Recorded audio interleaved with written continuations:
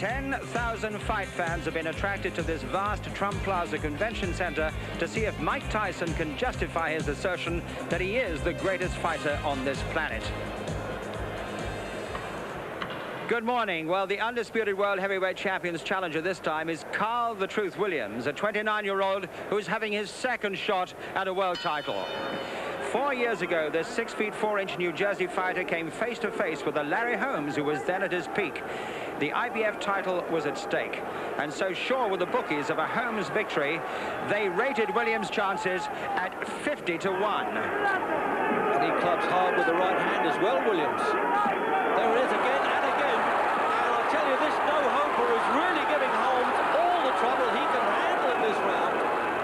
So Uильямs losing a controversial decision, but only by 1 point. Well, here he comes in as a 12-to-1 underdog to beat the man who shattered Michael Spink's hopes in just 90 seconds in this very arena. And following that demolition, Frank Bruno got his chance, and I'm delighted that he's with us here tonight.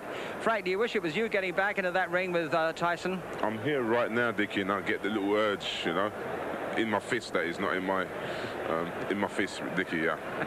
They're talking about the fear factor. This certainly wouldn't include you. Some say that many of the heavyweights that have gone in with him are really afraid of him, and they don't believe they've got a chance anyway. I think Karl Uильямс has been in with him before, you know, as an amateur, and I've seen the video of it, and he done pretty well. So I think the fear factor's out of his brain at this moment. I think, I'm not too sure. I'm not in his shoes, so I can't really answer for him, Dickie. Do you think Mike Tyson is invincible, Frank? Not really. I don't think no man's invincible. You know, there's only one man above there's invincible. You know, you've got to give him a lot of respect, but I don't think no man's invincible. How do you think that Uильямs should go about trying to beat Tyson? It's such a difficult thing because Uильямs is a boxer, you know. He isn't a power man, but he can outfox him and tie him out. I don't think he can outfox Tyson. I don't think he's got the style to beat Tyson, but it's so difficult to say Uильямs to beat him, you know. We've got to wait and see, Dickie. You'd go with Tyson, would you? Most definitely, but in boxing anything could happen, you know. You can't really write off people, Dickie, you know. Thank you very much indeed for the moment, Frank. So anyway, the first fighter should be coming into the ring at about 3:15 your time. We're going to take a short break, and after that we shall seek the truth about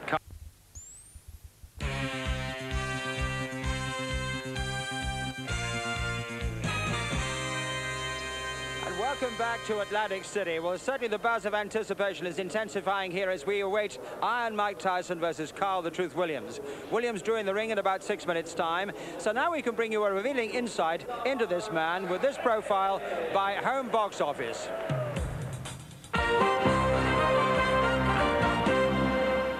For most, the streets of South Jamaica, Queens are no place to grow up, let alone in which to develop into a championship athlete. They call this man-forsaken place Crack Alley, and only a few, like Karl Uильямs, have escaped. Yeah, I used to tell you to come run with me, but you was into one thing and I was into another. Right. That's basically what I'm saying. You was into one thing and I was into another. You know, there's 2 roads in life that you can go down. There's that straight one, that's the hardest road you can go down. And then there's that other one, this short road. For the first 19 years of his life, Karl Uильямs took the short road. He flirted with trouble and played basketball day and night. Only his grandmother was around to rein him in. But as Karl matured, he grew frustrated with this lifestyle and, out of anger, began hitting a heavy bag. People used to say, you got something, you got something. I couldn't see it at that particular time. Whatever I had, to me, it wasn't there.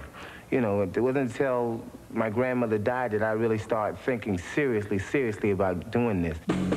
At an age when most would-be professional fighters are experienced amateurs, Uильямs was just beginning. He walked 6 miles to the gym each day, out of hell and into a brave new world. Whatever I was doing at that particular time, years and years ago, you know, I gave it up to become a boxer with no hopes, no aspirations or anything, no future really, but just a lot of hard work and determination. Fighting out of the tiny O'Connell Park gym, Karl Uильямs entered the Golden Gloves with just a couple of amateur fights under his belt. Miraculously, he won a title. Here was this big hulking guy with a piston for a left jab, and he immediately caught my eye. And for a guy that age to start that old and do what he did is certainly an accomplishment. Flushed with success, Karl moved to suburban White Plains to get further boxing instruction. It was a Spartan existence at first, with Uильямs living alone in this motel far enough away from his city friends and city temptations. This is obviously a different environment, and I think in order for me to be successful, I had to move here, to get away from some of my friends and try to more or less concentrate on, you know, being a professional fighter. In White Plains, Carl developed rapidly as a fighter, gaining valuable ring experience he had missed as a teenager. One sparring partner came down from this gym in Catskill, New York, to spar with Uильямс, a 17-year-old named Mike Tyson. Memories differ as to what happened. He jumped on me that particular day, gave me a bloody nose and everything. You know, I was a little, he shook me up because I was a professional with 7, 8 fights. And I was saying to myself, oh my God, I gotta let this amateur come in the gym and do this to me. So I got very angry that night. I went home and thought about it. And the very next day, I came in the gym with a different attitude towards him. I went into the ring and I busted him up. Well, he sparred me when I was 14, 15 years old, and he couldn't kill me then. And now I'm 5 times, 10 times the fighter now. Contrasting views on who got the better of those sparring sessions 6 years ago, but we found a clip from one of them, and now you can judge for yourself.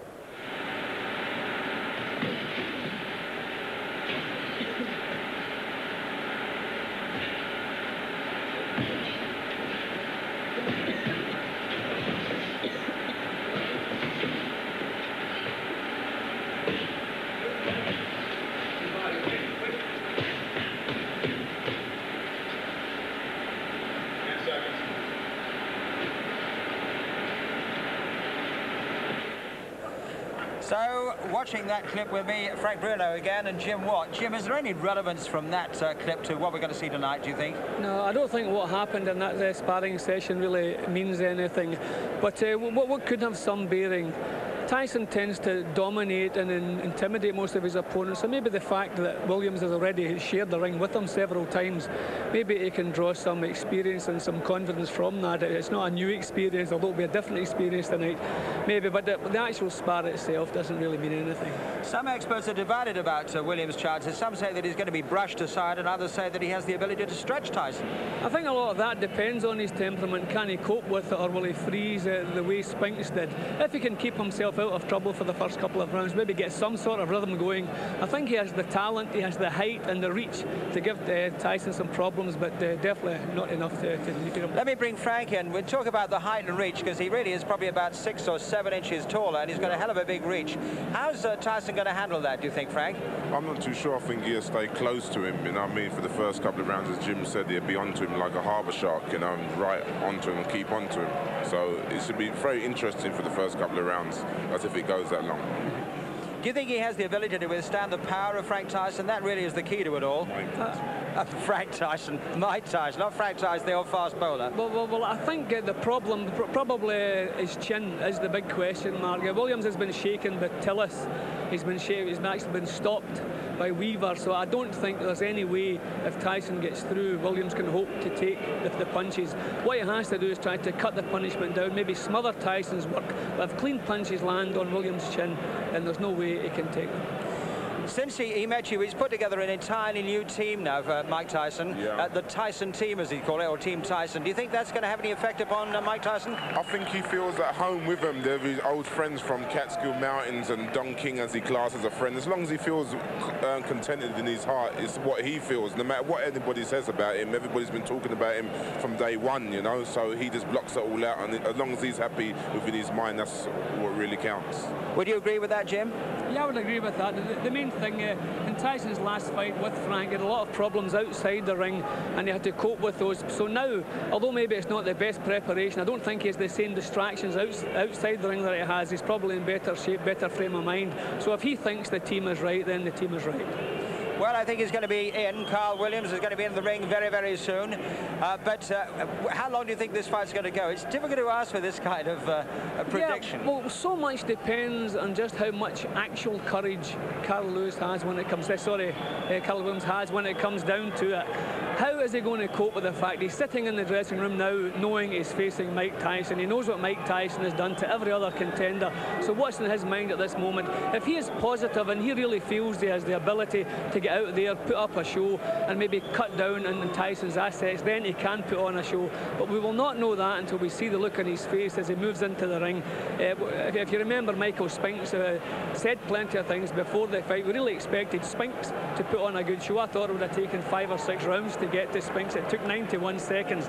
So I think a great deal depends on Williams' temperament. Well, here we see the man we're talking about now, Carl the Truth Williams, making his entry. This is the day he's been waiting for, and we'll soon be able to see just how well prepared he is. You certainly are going to go with Tyson, Frank. How quickly do you think that he can dispose of this man? I'm not too sure. Carl Williams is a sort of like typical typical sort of like American fighter. He's confident. He strives and all this. You know what I mean? So I wouldn't just brush him off that easy. You know what I mean? Because you watch him now, you love all this. You know what I mean? And he's been here before, and now this is his big chance, and he won't let it slide. And I hope it's a good fight. You know, because a lot of people come far, especially me. I've come across a long way to see the fight. You know, and spent a lot of money as well, Dickie. You were talking about Michael Spinks. When Spinks came into the same ring, Jim, he looked really quite terrified. I mean, he did look very apprehensive, didn't he? He had the look of a condemned man, which is exactly what he was. But thankfully, that's not the case with this opponent. You see, he's enjoying the occasion. He's putting on a show. He's loosening up. He's walking around the ring. I mean, Spinks didn't even want to take his dressing gown off when the time came. But this man looks a little bit different. He looks as though he's pleased to be there. So hopefully that'll carry on when the first bell sounds, and he'll give us a show. Hopefully 4, 5, 6 rounds. Well, I know it's about 4 years ago, but he did put up a tremendous show against Larry Holmes when Larry Holmes was at his peak. Yeah, that was a good show. That's probably his career best performance. A couple of shaky performances since then, but I think tonight he's going to have to do things that he's never done before. He's going to have to do things better than he's ever done before. Looking at him now, he looks as though he can rise to the occasion, but he's really going to have to produce something more special than he's ever produced, and hopefully he can do it, and we'll end up with a show. He's emerged from the same kind of background as Mike Tyson, Frank, a disadvantaged background, and he's really concentrated very hard on his career as a professional fighter. Yeah, I think so as well. I think this fight, Mike Tyson can make as many mistakes as he wants, but Carl Williams cannot make one mistake at all, you know what I mean, for this fight, not one at all. What's he feeling now? You've had this experience yourself, Frank. What is he feeling? It's so difficult. Sometimes you're just pumped up. You've been waiting for this for such a long time. You've been away from home. You're hungry. You're just concentrating and thinking about Mike Tyson, not worrying about the crowd, you know? He's a professional man. All professionals know what they've got to do. You see him pumping up himself now. Right, well, I think we're just about ready to see the undisputed world heavyweight champion, Mike Tyson. He's going to be coming through that exit any minute now. There's a terrific build-up of excitement here. And let us now join, here he is, let us join Reg Guttridge at ringside. Well, there's the man then that he really has taken this fight game by storm, the most talked about athlete of his time. Not always in his favour. I certainly agree with Jim Watt and Frank Bruno about the attitude of Carl Williams. On the other hand, well, he's talked a good fight, but let's hope he's not as good a pugilist as he is publicist anyway. This man, his definition of his body, I think, is a little better than I've seen him with Bruno last time. As Jim Watt said, he did have a few problems. He's coming at 15.9 1/4. He was only 15.8 actually for Bruno. 219 1/4. Just look at the team, Tyson. They really can't get to him closely enough. Almost like a towel poncho on there. There he is, throws it off. Meanwhile, Carl Williams, almost like a caged tiger there. It's a very humid time here in Atlantic City. But despite some adverse publicity, I mean, this fella is such a magnet. There's a referee, Rэнdi Nьюmанn, former New Jersey boxer. He fought Joe Frazier, actually. And he's been refereeing quite a bit now in England. Glenn McCrory Lumumba and Dave McCauley and Stuart McKenzie. So now, the talking's over, as always. And we've got Mike ready to rumble Buffer in there, waiting for his cue to introduce the fighters, as if they need introduction. Now, he's a big, tall guy, this Carl Williams. The nickname, The Truth, he gives you several versions of it, actually. And he says, he remembers he hit a fellow with a good shot once, and he went down, and he said, "Oh," he said, "that punch, I tell you, that was the truth." That's kind of an in gag. It's not a bad nickname for him, actually. And Carmen Graziano, you may see the grey-haired man next to him there, is 65 years old. He's been in the game 45 years, and he's done a very good psychological job on Williams, but it all depends on the chin. Mike Weaver knocked him over, but he kept getting up. He was actually beaten on that 3 knockdown rule. He was on his feet when it was stopped. And James Quick Tillis, earlier on in his career, when Tillis was a very useful fighter at the time, he had him down. But he gets back, and there he is, Carmen Graziano. He worked with Joey Giardello when he came to England to fight Terry Downs. And all the so-called dignitaries then, aren't they, from the WBC, WBA, IBF, they're all lining up with their little belts there to get in the picture all the time. Booted and suited for the occasion. So he storms around like the old gladiator he is, isn't he, Tyson? Nothing puts this man out. 16 wins in the first round. And, well, there was a few of the, as they say in American boxing lingo, a few patsies along the way, but he's since done it against good fighters. And he's a great historian of boxing too, Mike Tyson. He really understands the game and can discuss it from years ago. And he said, I think I'd have been too big for people like Jack Dempsey. So, but had I fought Ali, if I could have beaten him, then I know I would have been the best heavyweight of them all. So the little casual stare as he goes past. You see, Williams has said from the off, I don't know what we're talking about, the tough guy stuff. In fact, my upbringing was even tougher than Tyson's, because he was under Customado's wing that just turned 14 years of age. So he behaved himself. But he said, I really had a tough time. Good-looking physique he's got, hasn't he? 6'5", and he weighs 15 stone 8. So there's only a pound and a quarter in it. Doesn't really matter at this level. There's the introductions then. Good evening and welcome to Atlantic City's Convention Hall by way of Donald Trump's Trump Plaza Hotel and Casino on the boardwalk here in Atlantic City, New Jersey. Tonight, Don King Productions and the Trump Plaza present the World Heavyweight Championship. This bout is approved and sanctioned by the New Jersey State Athletic Control Board, Larry Hazard Sr., Commissioner, Deputy Commissioner Lawrence Wallace, and the Chairman is Jerry Gormley. The bout is governed by the rules and regulations of the World Boxing Association, represented by Dr. Elias Cordova and James J. Binns. It is also sanctioned by the International Boxing Federation, President Robert W. Lee, and the World Boxing Council, President Jose Suleiman. The 3 judges selected by the New Jersey State Athletic Control Board for this bout are Rocky Castellani, Chuck Giampa, and Richard F. Murray. Chief physician at ringside, Dr. Frank B. Dawkins. Also in attendance, Dr. Eric Wormser and Dr. Charles Wilson. The timekeeper for the bout is Roosevelt Gilbert, and counting for the knockdown seconds, Steve Smoger. And now, before we get started, I would like to introduce the gentleman in the ring at this time, a man who's responsible for bringing over 20 championship bouts to Atlantic City over the last 2 years. In addition to being the world's most famous entrepreneur, he is a best-selling author and our host this evening, Mr. Donald Trump.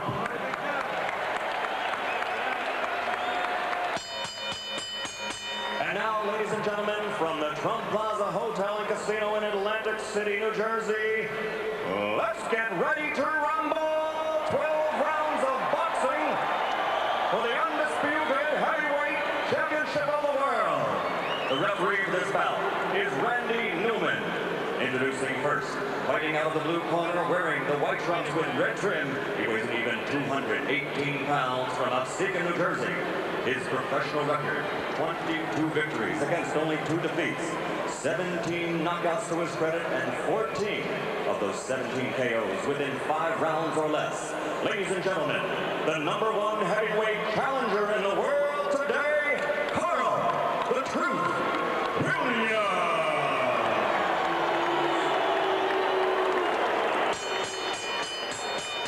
And his opponent, fighting out of the red corner, wearing the solid black trunks and weighing in at 219 1/4 pounds from Catskill, New York. His professional record is unblemished with 36 consecutive victories, 32 knockouts, 28 KOs in 5 rounds or less, and 16 in the first round alone. Ladies and gentlemen, presenting the undisputed, the undefeated heavyweight champion of the world, Mike Taison.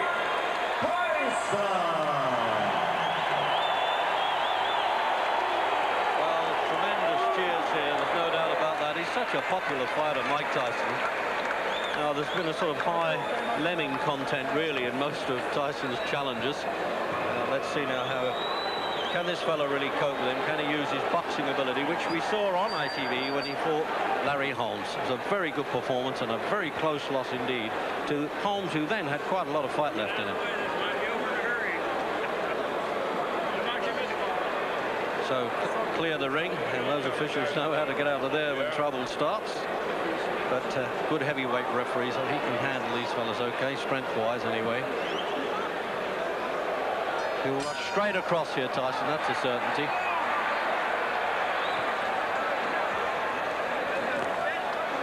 And remember that they boxed 2 or 3 times in the gymnasium when Tyson was coming up. But as Jim Watt and Frank Bruno both agree, there was very little relevance in that.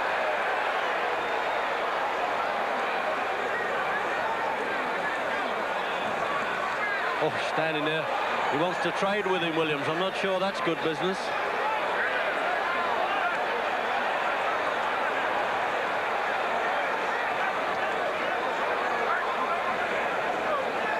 Good to see a challenger come out like that, Jim, and be willing to trade. Yeah, a good positive start from Williams, but I think I would feel the safer for him if he would back off and have a look at Tyson first of all. This is a completely different Tyson from the last one he shared the ring with.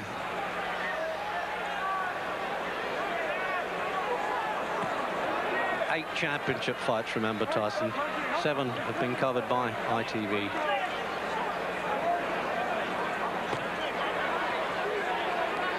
Well, the first change I've noticed in Tyson, he normally comes into the ring soaking in sweat. He hasn't done that tonight. I wonder if that's a change of plan with him. Oh, what a left hook. Well, he certainly wasn't cold, Jim. In fact, it looks like Carl Uильямс has been knocked cold in the first round. Is he going to count him out or let him go on? He's done well to get up. No, he stopped it.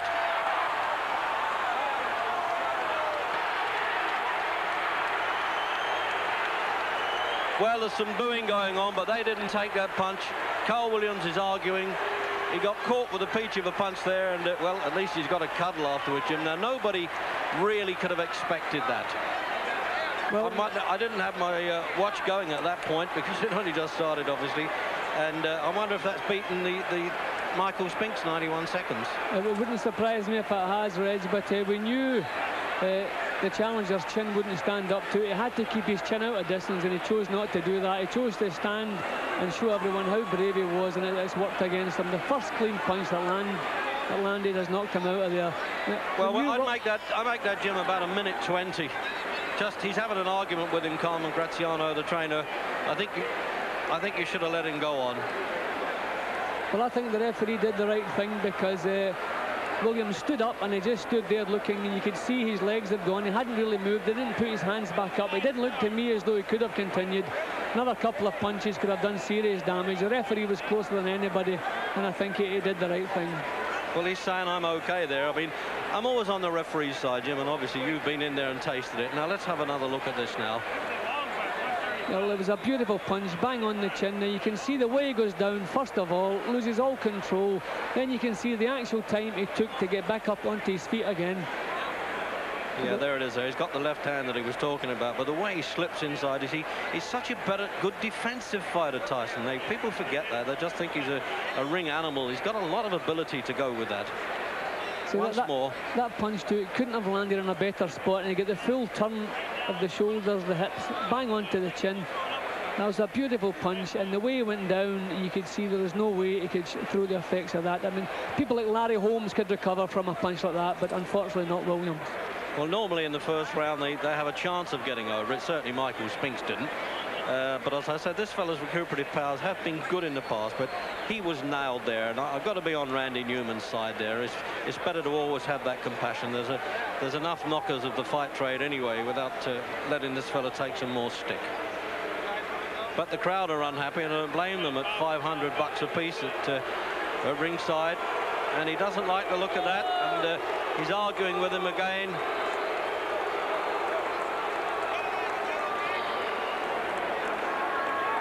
Well, obviously we've seen worse knockouts than that allowed on, Jim, but that doesn't make it right, does it? No, it certainly doesn't make it right. The way Uильямс went over, the time he took to get back up again, The referee had a good look into his eyes. He didn't just make a split-second decision. He had a good look into his eyes as he completed the 8 count, and he knew better than anybody if Williams was ready to continue, and obviously he wasn't. Well, the thing with Tyson, let's face it, he doesn't only dominate the heavyweight division, he's decimated it as well.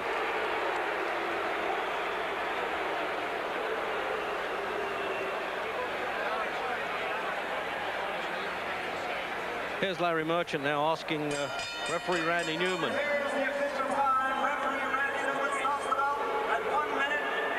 Standing up, he was leaning against the ropes. I asked him a question, a very simple question.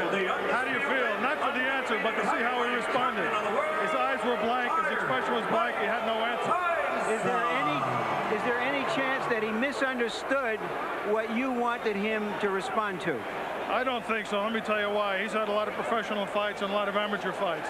When a fighter is knocked down, and I had 38 fights, when a fighter is knocked down, the first thing he wants to prove when he gets up to the referee is that he's in good shape. Number one, he wasn't standing on his feet, he was leaning on the ropes. Number two, he couldn't answer me. And number three, his eyes were dead. Thank you very much, Randy. And now back to ringside. All right, thanks very much, Larry, and thank you for pointing out that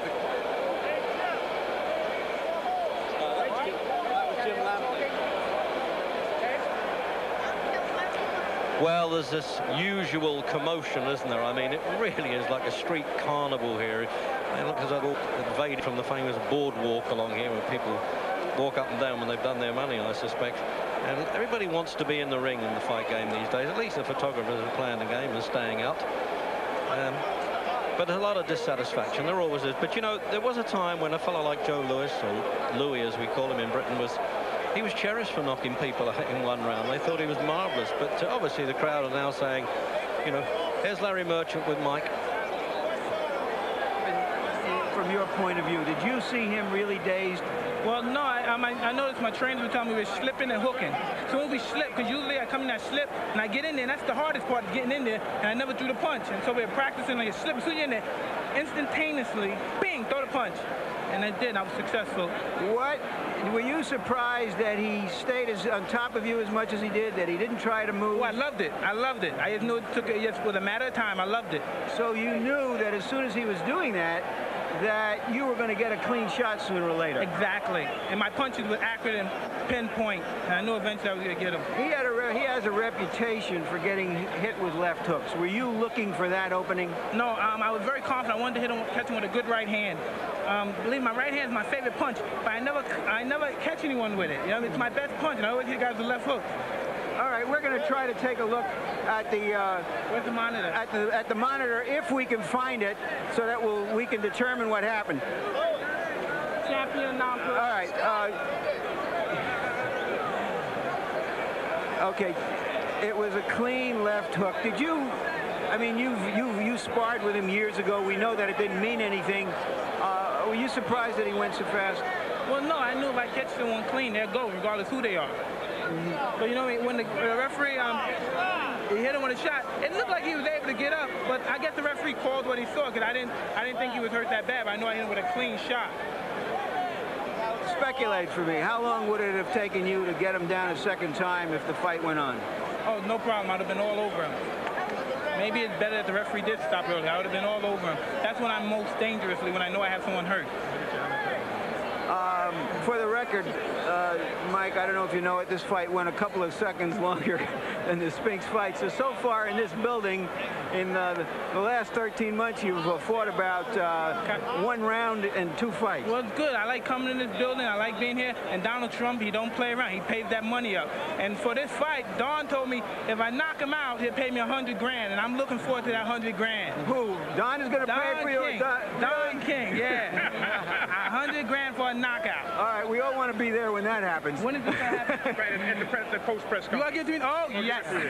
My church can use some of that money. Yes. All right. Reverend Henry J. Payton, Holy Trinity Baptist Church. No doubt. Let's talk about, all right, now let's talk. You've talked about being in control of your career Tell us what you think is next. Who is next? Well, I'm just taking it one step at a time. I'll fight anybody, you know what I mean? I don't discriminate from anybody. I'm the best fighter in the world, and there's no man that can beat me. Does this mean that Holyfield is or is not your next opponent? Well, he's in my future, but I don't think he's in my immediate future. But come on, Holyfield, don't matter. That's kids' play.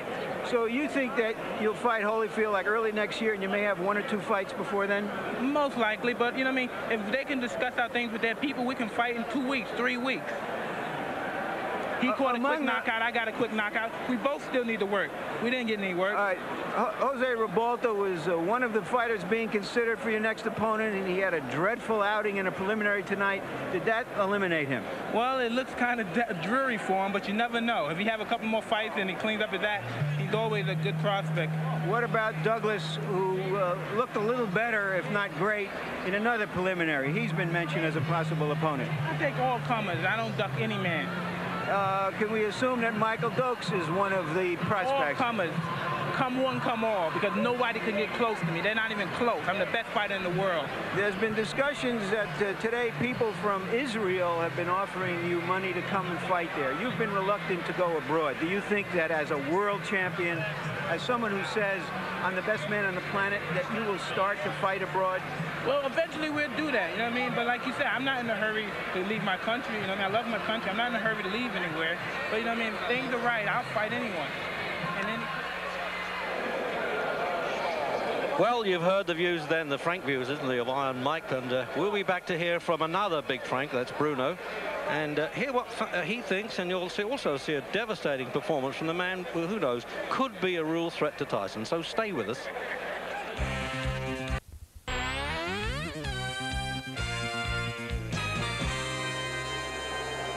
Welcome back to Atlantic City, and I certainly didn't think we were going to use this camera quite so soon, but when, as Tyson says, you're the best fighter in the world, anything can happen. Here are the two men who are ringside. Frank, let me first of all ask you, do you have any quibbles with the referee's decision there to stop the fight? It's so difficult, Dick, you know, if the referee would have let it go on and he would have took some more serious blows, then, you know, we all would have said it's bad for boxing. The referee done what was right at the time, and I think it was right at the time to stop the fight. You said to me just a short while ago that he looked a bit dicey, actually, at the end of the count. It was a little bit dicey, and I mean his legs when he got up, but if the referee would have let it go on against a guy like Tyson, then everybody would have started moaning, you know. Everyone's okay. I know it lasted sort of like very short. I'm very gutted because I had to pay to come over it, but that's the way cricket, that's the way that the cookie crumbles, you know. I must say, we can understand the disappointment of the crowd here because they paid, as Frank says, an awful lot of money to come here, Jim. But would you have any, in fact, I think you said that the referee was right in doing what he did. Yeah, I think he was right. The referee took his time about making the decision. He was looking into Williams' eyes as he completed the count. He gave a second or so when the count was completed. He actually asked Williams, was he okay? Williams gave a kind of lifeless shrug. There wasn't enough life about Williams to allow him to continue. He did the right thing. It's a bit of a tragedy. Nobody likes a first-round knockout in a World Championship, but it doesn't do the sport an awful lot of good. But full credit to the champion, a tremendous punch that he finished about with. There was no time really to assess the form of Carl the Truth Williams, was there really? I mean, in fact, how do you think he started the fight in the first minute? Well, I worried about his temperament beforehand. I thought there was a possibility he would freeze.